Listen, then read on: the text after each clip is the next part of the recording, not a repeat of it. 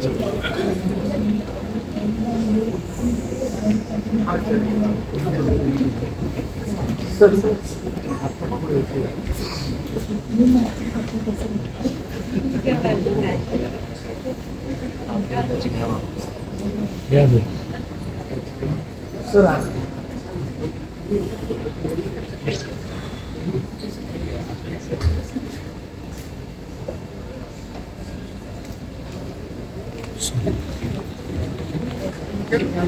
कवियत्री मृदुल सिंह जी से अनुरोध करती हूँ कि वे श्री पीयूष वासकर द्वारा पुष्प गुच्छ स्वीकार करें।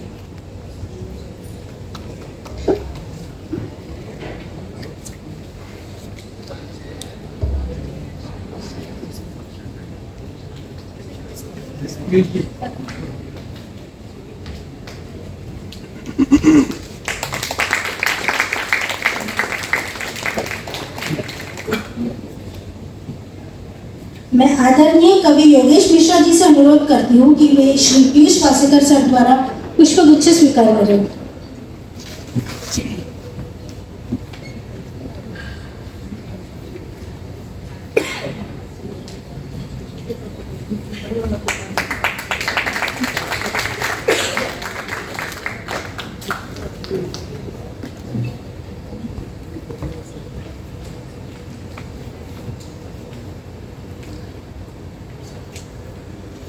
धन्यवाद महोदय। आपकी गरिमामय उपस्थिति इस समारोह को सफल व सार्थक बना रही है। कविता वो नहीं जो शब्दों में बसती है, कविता वो है जो हृदय को हर बार नया अर्थ देती है। अब मंच को सौंपते हैं उस कला को जो भावों को शब्द देती है और शब्दों को जीवन। प्रस्तुत है कवि सम्मेलन। आज हमारे बीच पधारे हैं 3 विशिष्ट कवि। मैं मंच पर कवि सूरज त्रिपाठी जी को आमंत्रित करने से पूर्व उनका संक्षिप्त परिचय देना चाहूँगी। आप one liner stand up comedian के नाम से मशहूर हास्य कवि एक स्टैंड अप कॉमेडियन हैं। आपने इंडियाज लाफ्टर चैंपियन, हुनरबाज, देश की शान, वाह भाई वाह, साथ ही अनेक न्यूज चैनलों पर नियमित प्रस्तुतियाँ दी हैं।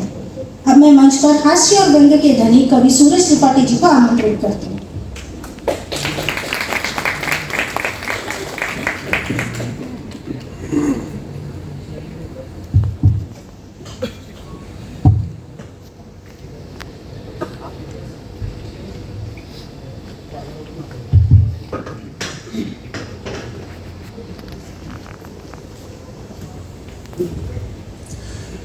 मेरे सम्मान में आप लोगों ने जो कमजोर ताली बजाई है,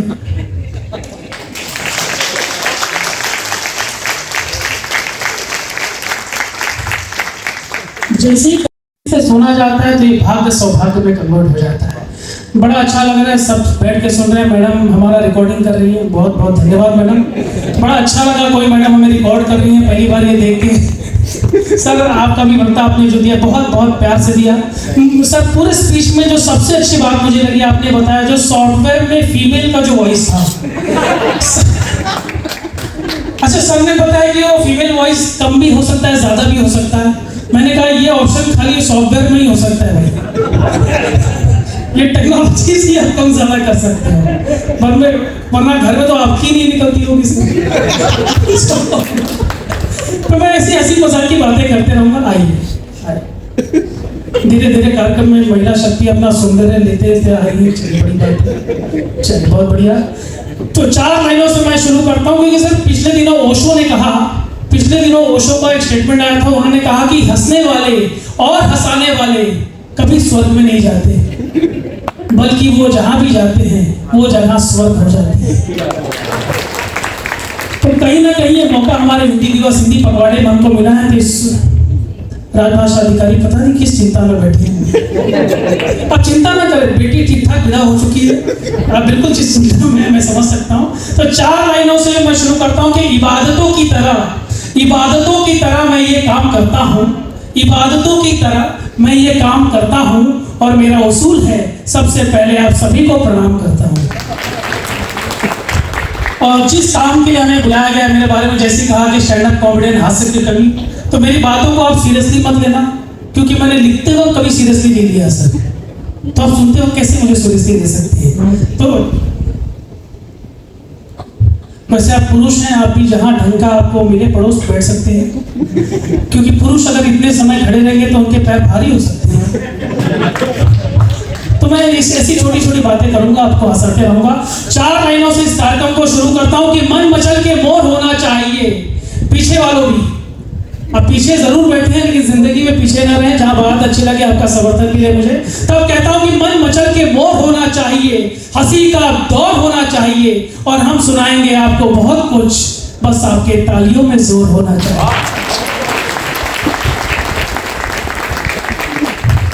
ये देखो, फोटोग्राफर ऐसे ही होते हैं सर, मेहनत कोई और करता है, फोटो किसी और की खींचता है।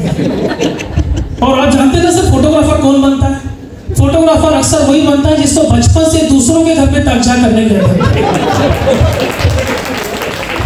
हाँ, पूरे देश में सर ऐसे हो रहा है, मेहनत हम किए जा रहे हैं, हंसी का चेहरा किसी और का। अच्छा, उनको लगा होगा कवियों से ज्यादा खूबसूरत लोग पीछे बैठे हैं तो उनकी फोटोग्राफी ज्यादा कर रहे हैं।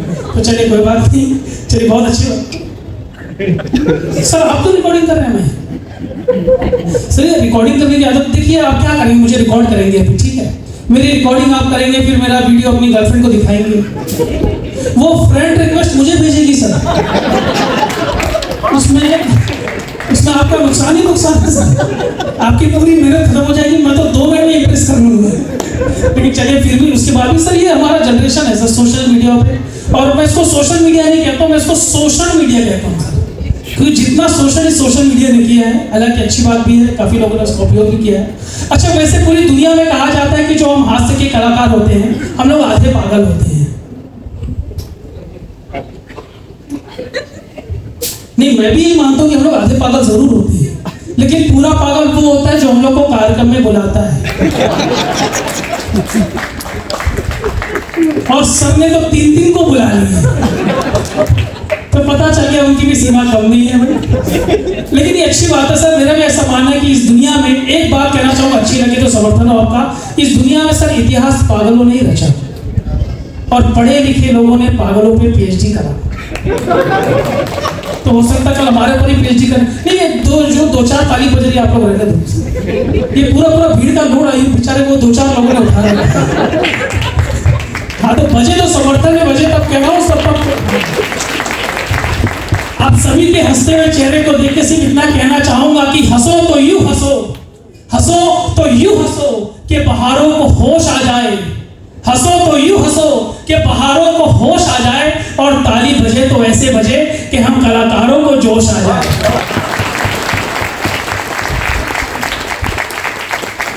क्योंकि रूप ऐसे सजाओ कि छवि कहे क्या बात है, रूप ऐसे सजाओ कि छवि कहे क्या बात है, दीप ऐसे जगमगाओ कि रवि कहे क्या बात है, और माना के हंस के समर्थन कर रहे हैं आप लोग, पर तालियां ऐसे बजाओ कि कवि कहे क्या बात है। वैसे मैं हास्य का कलाकार हूँ, मैं हास्य करता हूँ पूरी दुनिया में जाके। वैसे मेरे साथ भी हास्य होता है। मैं पिछले दिनों 2 दिन पहले कार्यक्रम में था, तो जैसे ही मैंने अपना कारोबार शुरू किया सर, हॉल के बाहर गधा रेंगने लगा। तो मैंने अधिकारी से रिक्वेस्ट किया, मैंने कहा सर गधे का रेंगना बंद कराओ। सर ने कहा गधा भी यही बोल रहा है। मैं नाम नहीं लूंगा, लेकिन आप समझ गए होंगे मैं किसके बारे में बात कर रहा हूँ। मैं कार्यक्रम में आया तो सर ने हमसे पूछा, त्रिपाठी जी आप तो पूरी दुनिया में घूमते हैं, आपको पता कैसे चलता है कि कौन सा व्यक्ति किस स्टेट से आया हुआ है? मैंने कहा सर बहुत आसान काम है, आप लोग कभी ट्रेन में ट्रेवल करें, अपने सीट पर सर जाके बैठ जाएं, और अगर एक आदमी आपको चिपक के खड़ा हो जाए तो आप समझ जाइएगा कि आप लोग मुंबई महाराष्ट्र में हैं। ये हमारी पहचान है मुंबई की। लेकिन आप ट्रेन में जाए, अपने सीट पर बैठे, और आपके ही आधे सीट पे सर कोई और आगे बैठ जाए, तो आप समझ जाएगा कि आप मध्य प्रदेश में आ चुके हैं, क्योंकि ये मध्य प्रदेश की पहचान है।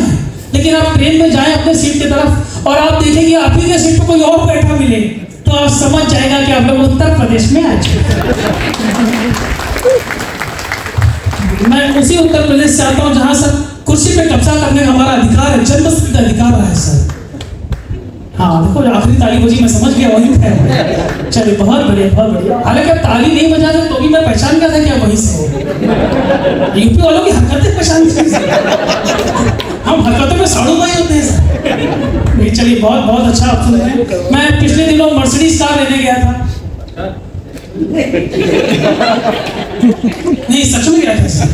नहीं मतलब इसमें कौन सी हंसने की बात। मतलब आपको मैं इतना डिफेक्टिव लगता हूँ? नहीं सच में सर, मर्सिडीज कार लेने गया तो 500 रुपए कम पड़ गए। मैंने सर को फोन किया, मैंने कहा सर 500 रुपए दीजिए, मर्सिडीज लेना है। तो सर ने मुझे 1000 रुपए दिया और कहा कि मेरे लिए भी ले लेना। तो मैं समझ गया बड़े काम के लोग हैं, बड़े व्यक्ति हैं। तब कहता हूं कि गीत को गजल बना देते, हुआ करो, हाँ ऐसा करना पड़ता है कि गीत को गजल बना देते। अरे समर्थन में एक साथ टाइमिंग के साथ रहिए, क्योंकि अगर टाइमिंग के साथ नहीं रहेंगे सर, और इनको अगर पीछे वालों को आदत पड़ गई वाह करने की, और तब वर्किंग आवर में इन्होंने जोर से वाह करा, सर सोचेंगे इनको क्या हो गया, इनको क्यों वाह कर रहे बिना बात के। तो टाइमिंग अच्छा रखिए। तब कहता हूं कि गीत को गजल बना देते। जब तक सब लोग एक साथ वाह नहीं करोगे, मैं रात भर यही लाइन गाता रहूंगा कि गीत को गजल बना देते। देखिए जब तक डराओ नहीं कोई काम नहीं करते। अब मैं आपको इंटीमेट कर रहा हूँ ये कैसे काम करेंगे, मैं समझा दिया सर।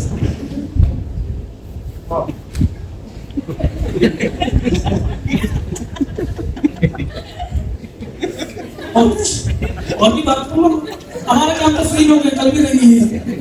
तब कहता हूँ कि गीत को गजल बना देते, गुलाब को कमल बना देते, और मरती नहीं है मुझ पे लड़कियां, वरना अंधेरी में भी एक ताजमहल बना देते।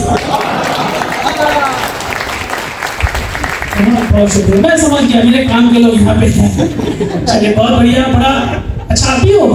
अच्छा आप यहाँ हो? मैं तो आपको आगरे में ढूंढ रहा था। चलिए बहुत बढ़िया, अच्छा लगा आप यहाँ हैं। चलिए बहुत बढ़िया। ये बहुत कठिन काम होता है सर, आप लोग जो काम कर रहे हैं किसी ऑर्गेनाइजेशन को इतने तरीके से समझाना और संभालना। ये सर एक बार हमारे सीनियर लेवल के लिए बस जोरदार ताली होनी चाहिए। नहीं सर, क्योंकि मैं हास्य का कवि हूँ, कॉमेडियन हूँ, तो मैं जिंदगी में हर जगह हास्य होता हूँ। आज के शानदार कार्यक्रम के लिए हमें ईमेल में इन्विटेशन आया, सर ने हमें भेजा। हमने देखा कि उस ईमेल इन्विटेशन में सीसी के ऑप्शन में सर आपका और हमारे जो सीनियर डिग्निटरीज हैं उनका ईमेल आईडी अटैच था उसमें। हमने सर से पूछा सर इसमें जो सीसी के ऑप्शन में 2-3 ईमेल आईडी, इसका मतलब क्या है? सर ने कहा इसका मतलब ये है कि जब भी मैं फंसूं तो अकेले ना फंसूं। तो मैं समझ गया सर से कितना प्यार करते हैं। हालांकि इस काम में उन्होंने सीसी किया, जिंदगी में ऐसे कई काम में सीसी नहीं करेंगे, अकेले चुपचाप। मैंने सर से पूछा सर 2 और 2 कितने होते हैं? सर ने कहा होते तो 4 है, लेकिन एक बार सर से पूछ लेता हूँ। तो मैं समझ गया, मतलब बहुत प्यार करते हैं सर। वैसे आप सब जानते हैं एनर्जी का नियम है, ना तो एनर्जी बनाई जा सकती है, ना तो एनर्जी नष्ट की जा सकती है। एनर्जी सिर्फ एक जगह से दूसरी जगह ट्रांसफर की जा सकती है, ये आप लोग मानते हैं। जिसका मतलब ये है कि ऑफिस में पड़ने वाली डांट और फटकार ना तो बनाई जा सकती है, ना तो नष्ट की जा सकती है, वो सिर्फ एक डिपार्टमेंट से दूसरे डिपार्टमेंट में ट्रांसफर की जा सकती है।